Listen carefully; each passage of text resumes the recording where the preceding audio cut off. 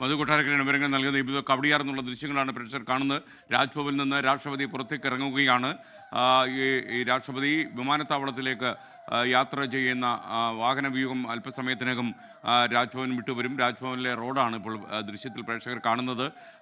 7:25 രാഷ്ട്രപതി പുറത്തേക്ക് ഇറങ്ങാനുള്ള സമയമായി നിജപ്പെടുത്തിയിരിക്കുന്നത്. ഇപ്പോൾ ഏതാണ്ട് 10-20 മിനിറ്റോളം യാത്ര ചെയ്ത് തിരുവനന്തപുരം വിമാനത്താവളത്തിലെത്തും. അവിടെ നിന്ന് ഹെലികോപ്റ്റർ വഴി നിലയ്ക്കലിനുള്ള പ്രമാണത്തിൽ ഇപ്പോൾ പ്രധാനമന്ത്രിയുടെ വാഹനവ്യൂഹം വന്നുകൊണ്ടിരിക്കുന്നു. അതിൻ്റെ ദൃശ്യമാണ് പ്രേക്ഷകർ ഇപ്പോൾ കാണുന്നത്. രാഷ്ട്രപതിയുടെ വാഹനവ്യൂഹം വന്നുകൊണ്ടിരിക്കുകയാണ്. രാഷ്ട്രപതി വിമാനത്താവളത്തിലേക്ക് പോവുകയാണ്.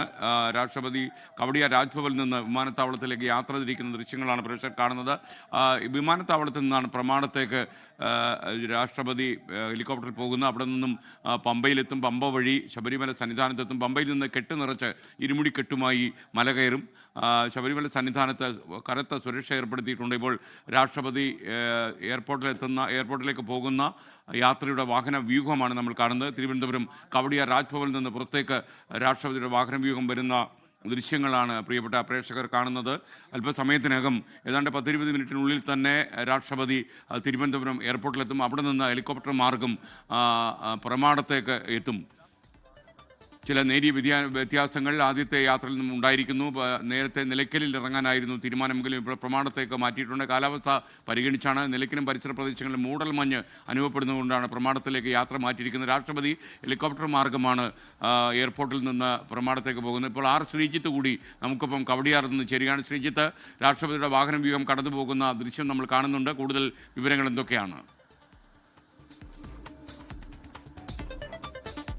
രാഷ്ട്രപതിയുടെ വാഹനവ്യൂഹം എയർപോർട്ടിലേക്ക് തിരിച്ചിരിക്കുന്നു. എയർപോർട്ടിലെ വ്യോമസേനയുടെ ടെക്നിക്കൽ ഏരിയയിൽ നിന്നാണ് ഹെലികോപ്റ്റർ തയ്യാറാക്കി നിർത്തിയിരിക്കുന്നത്. അവിടെ നിന്നാണ് കൃത്യം 8 മണിക്ക് തന്നെ രാഷ്ട്രപതി ഈ പ്രമാണത്തേക്ക് യാത്ര തിരിക്കുന്നത്. നേരത്തെ റോഡ് മാർഗം പത്തനാപുരം വഴി നിലയ്ക്കലിലേക്ക് പോകാനായിരുന്നു പദ്ധതിയിട്ടിരുന്നത്. എന്നാൽ കാലാവസ്ഥ അനുകൂലമായ സാഹചര്യത്തിൽ റോഡ് മാർഗം എന്നുള്ള ഉപേക്ഷിച്ച് നേരെ ഹെലികോപ്റ്ററിൽ തന്നെ പോകാൻ തീരുമാനിക്കുകയായിരുന്നു. കൃത്യം 8 മണിക്ക് വ്യോമസേനയുടെ പ്രത്യേക ഹെലികോപ്റ്ററിൽ രാഷ്ട്രപതി തിരുവനന്തപുരത്ത് നിന്ന് പത്തനംതിട്ടയിലേക്ക് യാത്ര തിരിക്കും. പത്തനംതിട്ട പ്രമാടത്താണ്, ഇൻഡോർ സ്റ്റേഡിയത്തിന് സമീപത്താണ് ഹെലികോപ്റ്റർ ഇറങ്ങുന്നത്. അവിടെ നിന്ന് റോഡ് മാർഗമാണ് നിലയ്ക്കൽ വഴി പമ്പയിലേക്ക് എത്തുന്നത്. പമ്പയിൽ നിന്ന് കെട്ട് നിറച്ച് രാവിലെ 11:50 ശബരിമല സന്നിധാനത്ത് ദർശനം നടത്തുന്ന തരത്തിലാണ് ക്രമീകരണം ഏർപ്പെടുത്തിയിരിക്കുന്നത്. എന്തായാലും ഇപ്പോൾ രാഷ്ട്രപതിയുടെ വാഹനവ്യൂഹം വെള്ളയമ്പലം വഴി എയർപോർട്ടിലേക്ക് യാത്ര തിരിച്ചിരിക്കുന്നു.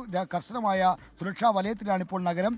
മൊത്തം പ്രധാന പാതകളിലേക്കുള്ള എല്ലാ വഴികളും പോലീസ് സീൽ ചെയ്തിരിക്കുന്നു. വാഹനങ്ങളെല്ലാം തടഞ്ഞിട്ടിരിക്കുകയാണ്.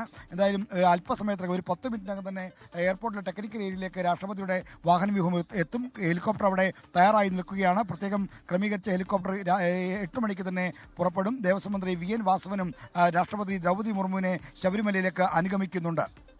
ലോകത്തെവിടെയായാലും ഏത് സമയത്തും 24 വാർത്തകളും ഓഗ്മെന്റഡ് റിയാലിറ്റി പാക്കേജുകളും എക്സ്പ്ലെയിനറുകളും വിശദമായി കാണാൻ ഞങ്ങളുടെ യൂട്യൂബ് ചാനൽ നിങ്ങൾക്ക് സബ്സ്ക്രൈബ് ചെയ്യാം.